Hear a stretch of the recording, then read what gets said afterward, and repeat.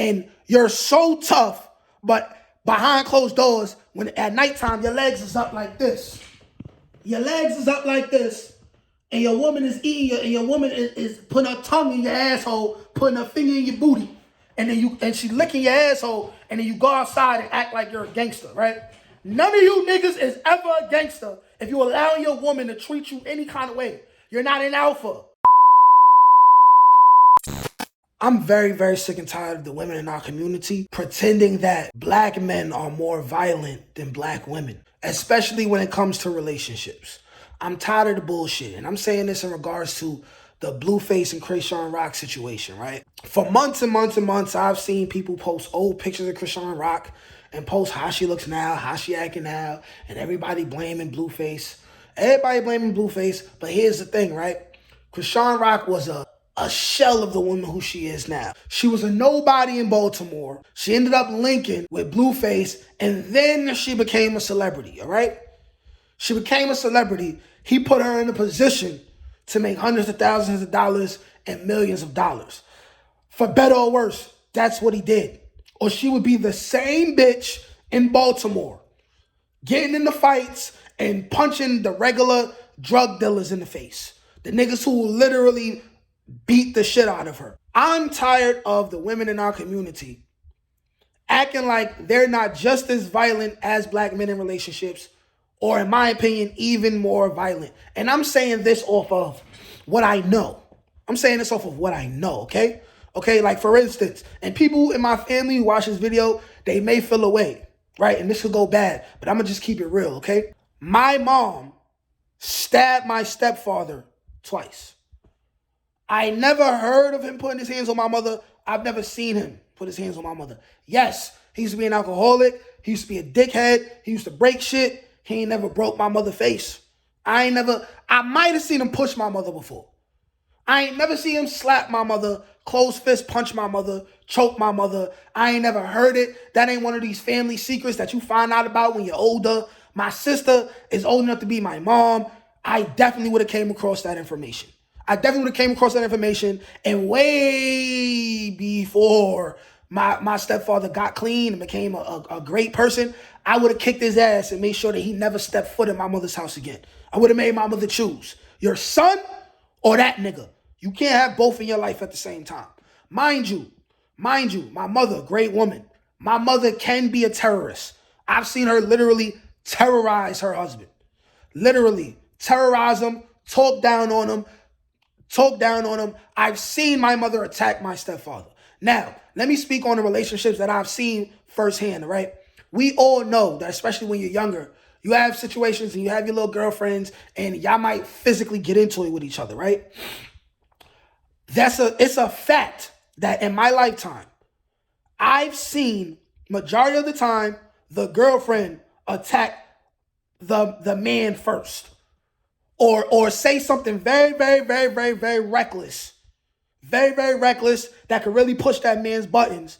And then the man might, you know what I'm saying, he might slap the bitch, or he might push her, or he might choke her up. And mind you, this is wrong.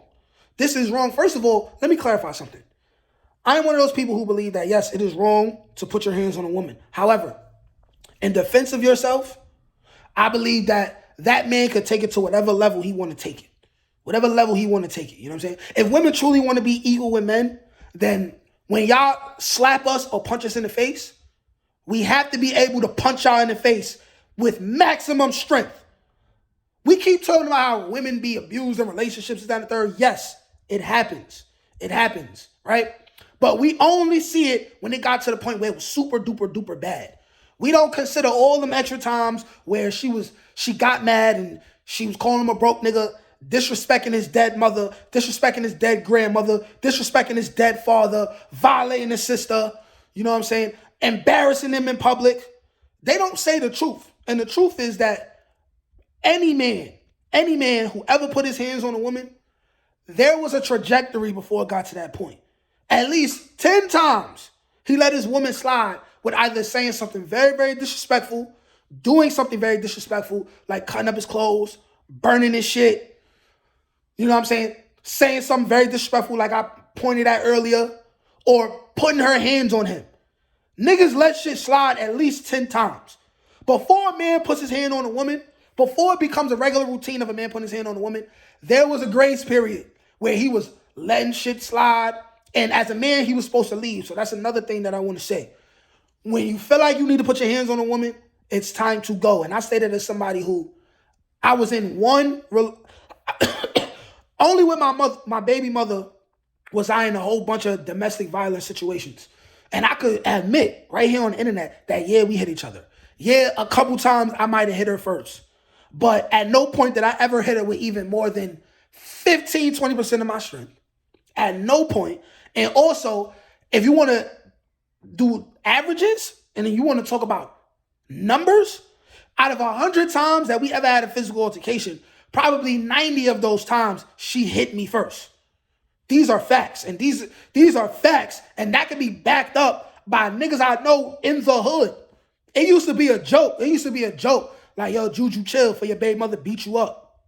A joke. It's like we've allowed women to become so safe and so entitled that they actually forgot that we could really kill them with our bare hands within seconds. Within seconds. It's like most of our women are mentally ill. They know they can't beat us, but their whole thing is they want to prove a point. They want to be tough. They want to be able to say, I fought a man and I survived. It's like, what the fuck are you talking about?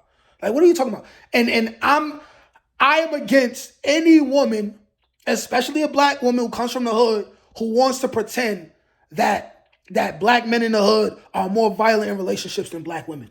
That's cap, all right? I have a cousin who I love her to death, so I'm not going to say her name. She has a man who she's been dealing with for a very long time, who I respect as well. I'm not going to say his name.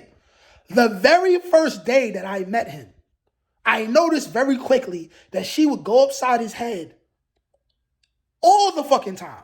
For the slightest shit, she'd just be hitting on him. And mind you, yes, he's hit her back. He's actually beat her ass before. She been attacking this nigga for the longest. Attacking him. And